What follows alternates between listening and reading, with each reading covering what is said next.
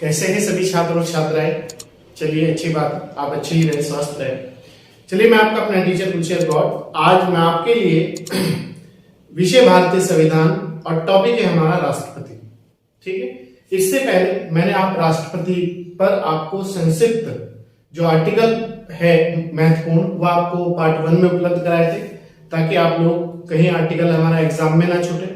एक only for article की पूरी क्लास उपलब्ध कराई थी, कहां से राष्ट्रपति क्या लिया हमने, ये सब उपलब्ध कराया था। आज पार्ट 2 में हम राष्ट्रपति के पद, योग्यता, राष्ट्रपति का निर्वाचन मंडल कैसे कैसे होता है और अन्य चीजें देखेंगे। तो आज की हमारी जो क्लास है पार्ट 2 है। पार्ट 1 आपको प्लेलिस्ट में पड़ा हुआ है, आप वहां से जाकर उसे कंप्लीट कर लें। ठीक है, किसी भी एग्जाम के लिए अति महत्वपूर्ण टॉपिक है। तो आइए देखते हैं आज का हमारा जो टॉपिक है वो क्या है।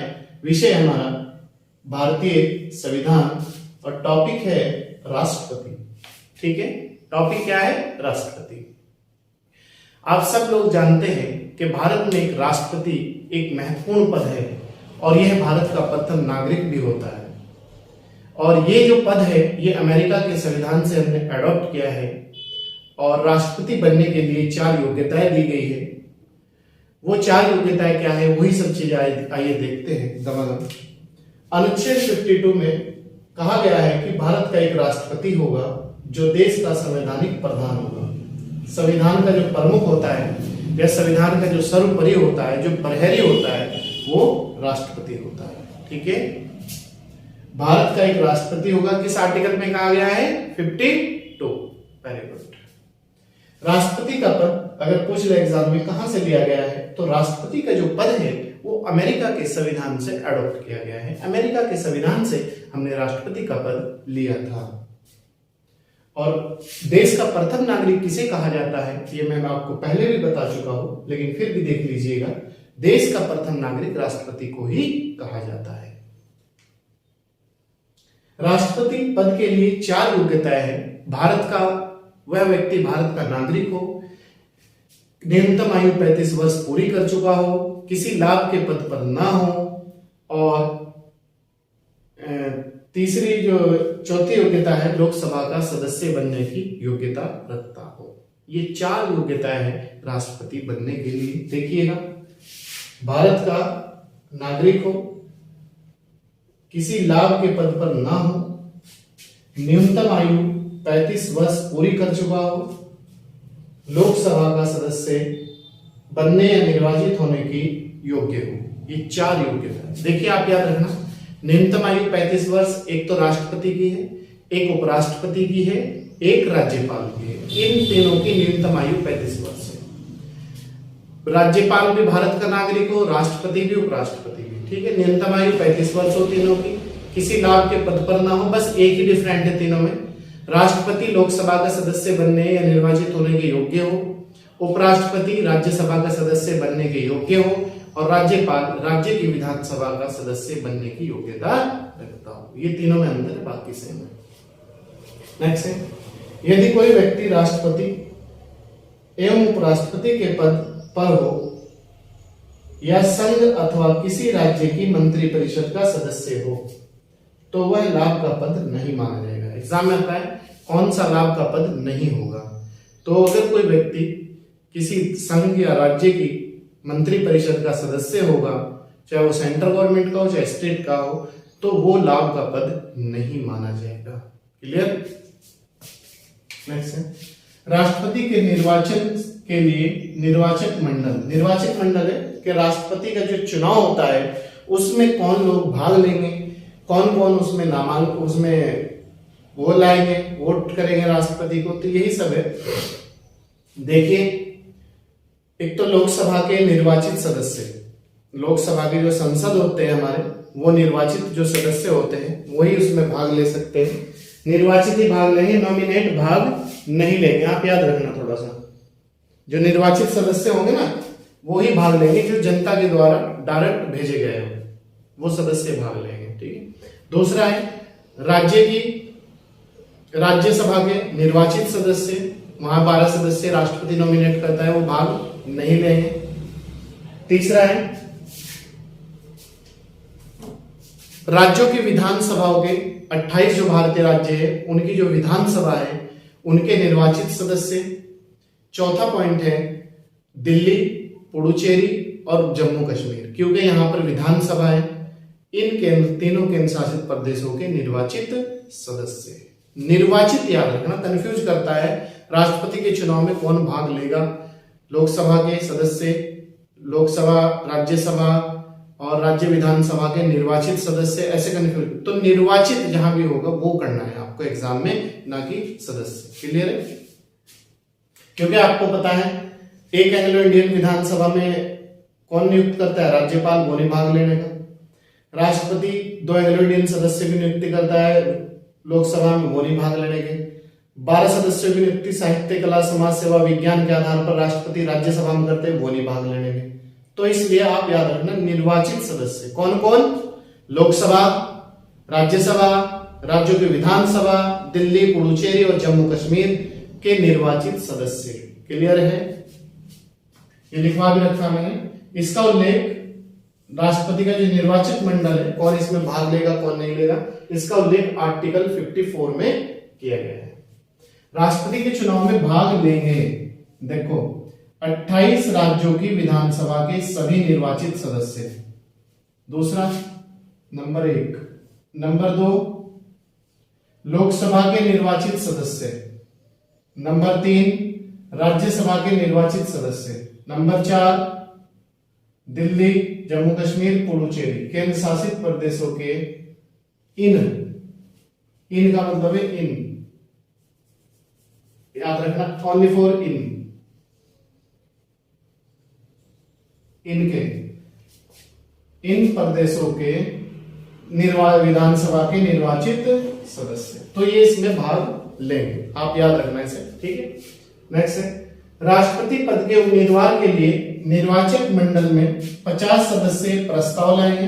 मतलब राष्ट्रपति का जो वो है निर्वाचक मंडल होगा, उसमें 50 सदस्य प्रस्ताव लाएंगे नाम का, कि इस व्यक्ति का नाम पेश करा जाए राष्ट्रपति पद के लिए, और 50 सदस्य उसका फिर अनुमोदन करेंगे, उस पर मोहर लगाएंगे कि हाँ ये सदस्य।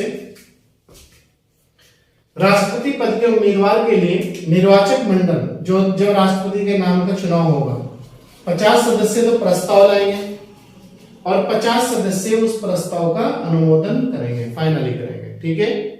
नेक्स्ट है भारत में राष्ट्रपति का कार्यकाल, क्वेश्चन आता है एग्जाम में, कितना होता है? 5 वर्ष होता है, जबकि अमेरिका के राष्ट्रपति का कार्यकाल 4 वर्ष होता है। ठीक है? तो भारत में राष्ट्रपति का कार्यकाल 5 साल होगा और अमेरिका के राष्ट्रपति का कार्यकाल 4 साल होगा। ठीक है? और अमेरिका का राष्ट्रपति मात्र 2 बार ही बन सकता है, कोई भी सदस्य जो पद की योग्यता रखता हो, और भारत में कोई बाउंडेशन नहीं है कितनी भी बार वो राष्ट्रपति बन सकता है।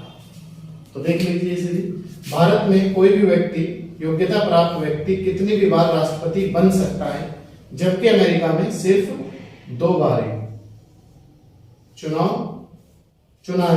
जा सकता है। तो आप इसे याद रखेंगे कि भारत में कितनी बार, अनलिमिटेड बार, कितने भी बार, बस वो जीवित रहना चाहिए, जबकि अमेरिका में सिर्फ 2 बार। ठीक है? अमेरिका के राष्ट्रपति का कार्यकाल 4 साल, भारत के राष्ट्रपति का कार्यकाल 5 साल। ठीक है? नेक्स्ट पॉइंट में, नेक्स्ट पॉइंट है हमारा, भारत में राष्ट्रपति का निर्वाचन समानुपातिक प्रतिनिधित्व प्रणाली, जिसे कहते हैं एकल संक्रमणीय मत पद्धति के द्वारा होता है।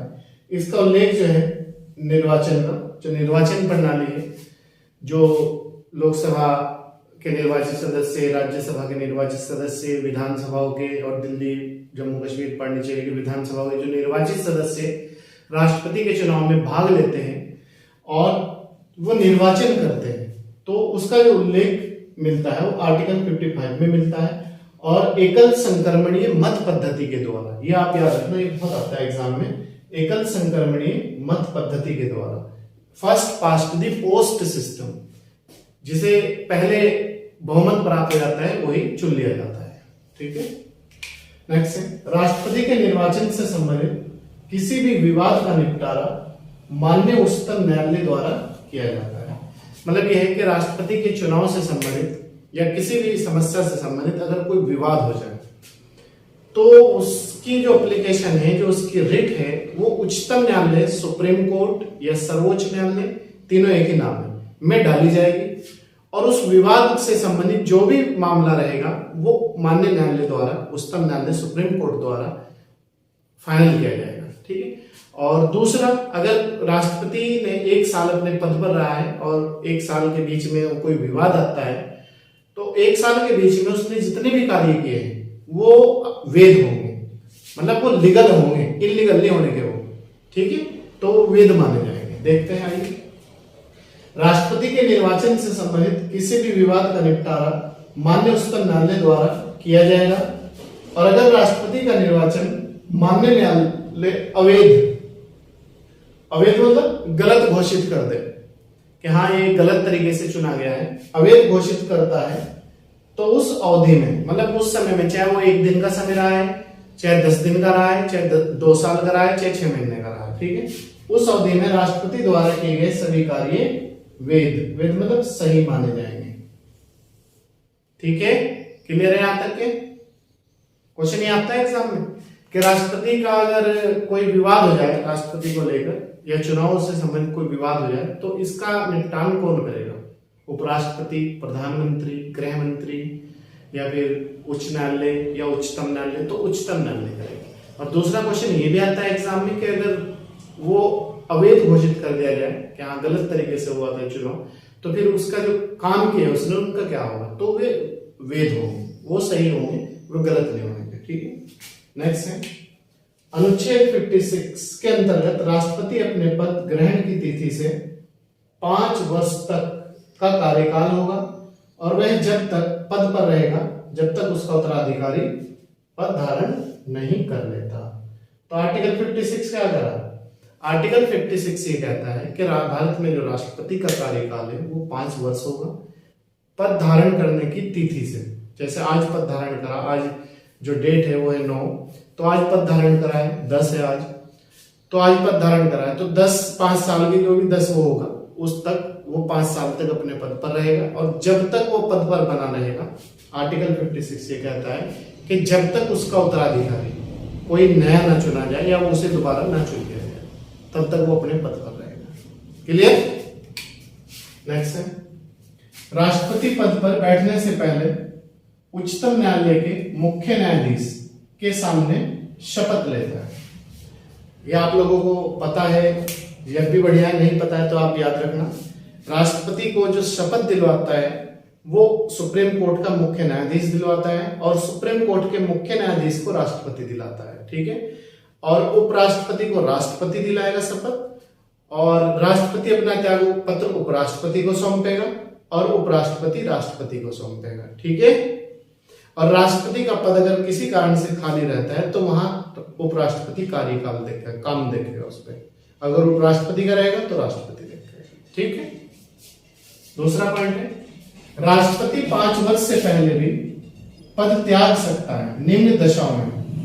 ये कंडीशन है, अगर ये कंडीशन बनती है तो राष्ट्रपति 5 साल से पहले भी पद को त्याग सकता है। जैसे उपराष्ट्रपति को अगर उसे पद से हटना है तो उपराष्ट्रपति को अपना त्याग पत्र दे दे, संबोधित त्याग पत्र, तब भी हो जाएगा। दूसरा है उपराष्ट्रपति अगर त्याग, क्वेश्चन आता है कि अगर राष्ट्रपति ने उपराष्ट्रपति को त्याग पत्र सौंप दिया तो उपराष्ट्रपति इसकी सूचना किसे देगा? तो उपराष्ट्रपति इसकी सूचना पार्ट 1 में भी मैं आप लोगों को बताया था, तो इसकी सूचना लोकसभा अध्यक्ष को देगा और लोकसभा अध्यक्ष इसे लोकसभा के पटल पर रखेगा और इस पर बताएगा। उपराष्ट्रपति इसकी सूचना आर्टिकल 56(2) के अंतर्गत लोकसभा अध्यक्ष को देता है। क्लियर है यहां तक के? नेक्स्ट है आर्टिकल 61 के अंतर्गत महाभियोग द्वारा हटाए जाने पर अगर राष्ट्रपति पर जो महाभियोग लाया गया है अगर वो सिद्ध हो जाए तो तब भी राष्ट्रपति का पद खाली हो जाएगा। और महाभियोग क्या है? महाभियोग का आधार सिर्फ यह होगा अगर राष्ट्रपति ने संविधान का उल्लंघन करा है, अन्यथा किसी भी तरीके से राष्ट्रपति को पद से नहीं हटा सकते। महाभियोग का आधार सिर्फ संविधान का उल्लंघन करने पर ही लाया जाएगा। याद रखना, संविधान का उल्लंघन राष्ट्रपति पर महाभियोग कैसे लाया जा सकता है, किस आधार पर, अगर उसने संविधान का उल्लंघन किया हो तभी, ठीक है, अन्यथा नहीं। एक क्वेश्चन ये आता है, बच्चे कंफ्यूज होते हैं बार बार कि सर अगर राष्ट्रपति पर महाभियोग लाया जा रहा है तो वो किस सदन में लाया जाएगा पहले। तो ये कोई बाउंडेशन नहीं है, वो चाहे पहले लोकसभा में ले आए चाहे राज्यसभा में ले आए, ठीक है। लेकिन जिस भी सदन में लाया जाएगा 14 दिन पहले वो राष्ट्रपति को लिखित सूचना देगा और उस पर 1/4 1/4 सदस्यों के हस्ताक्षर होने चाहिए। देख लेते हैं, मैं लिखवा रखा हूं, राष्ट्रपति का पद खाली होने पर 6 माह के अंदर भरना होगा।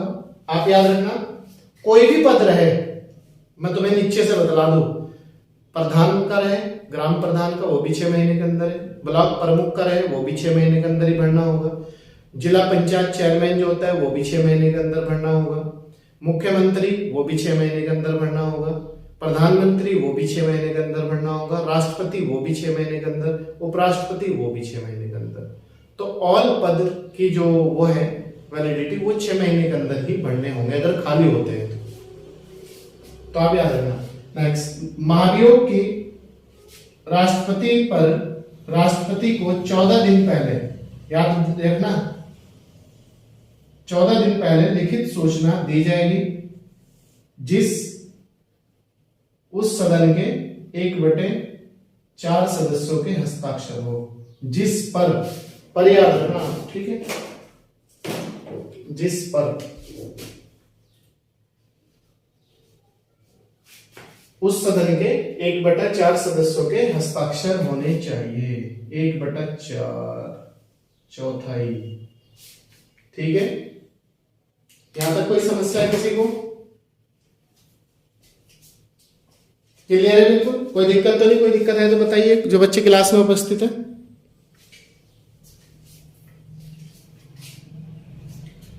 तो आज की क्लास यहीं समाप्त करते हैं। आप लोगों को मैंने बताया कि राष्ट्रपति कैसे बनेगा, कैसे कैसे निर्वाचन होगा, क्या उसकी योग्यता होगी, कैसे कैसे उसका चुनाव होगा, कैसे कैसे उसका जो चुनाव की प्रक्रिया है वो क्या है, और को अगर राष्ट्रपति से संबंधित कोई विवाद हो जाए उसका निपटारा उच्चतम न्यायालय करता है, राष्ट्रपति पर कैसे हटाया जा सकता है संविधान का उल्लंघन करने पर, सिर्फ महाभियोग के द्वारा, किसी भी सदन में महाभियोग लाया जा सकता है, राष्ट्रपति भारत में कार्यकाल 5 वर्ष है, अमेरिका में 4 वर्ष है, राष्ट्रपति कितनी बार बन सकता है भारत में, जबकि अमेरिका में 2 ही बार बन सकता है। तो ये सब चीजें मैंने आज की क्लास में आपको बताई हैं, आप इसे बहुत अच्छे तरीके से पढ़ें। हमें उम्मीद है कि आप इसे हमारी क्लास को अच्छी तरीके से पढ़ेंगे, सुनेंगे, देखेंगे और नोट्स बनाएंगे, और आगामी जो परीक्षा है आप देखना, उसमें आप किसी भी क्लास से कम 1 से 2 क्वेश्चन आपको वहां पर देखने को जरूर मिलेंगे, ठीक है। चलिए, मैं आपका अपना टीचर गुलशन गौड़, मिलते हैं आपसे next time, next energy, next day के साथ। अगर आप YouTube चैनल पर नए हैं तो प्रतिदिन 3 क्लास पाने के लिए जल्दी से जल्दी सब्सक्राइब कर लीजिएगा, लाइक और शेयर जरूर कीजिएगा। और अगर पुराने हैं तो भाई कंटिन्यूटी के साथ हमारे, जिस तरह हम आप लोगों को कंटिन्यू 3 क्लास दे रहे हैं, एक हफ्ते में 3-4 टेस्ट दे रहे हैं और करंट अफेयर की क्लास दे रहे हैं, आप भी जुड़े रहिएगा और ज्यादा से ज्यादा लोगों को जोड़ने का प्रयास कीजिएगा और ज्यादा से ज्यादा शेयर कीजिएगा। चलिए, थैंक यू।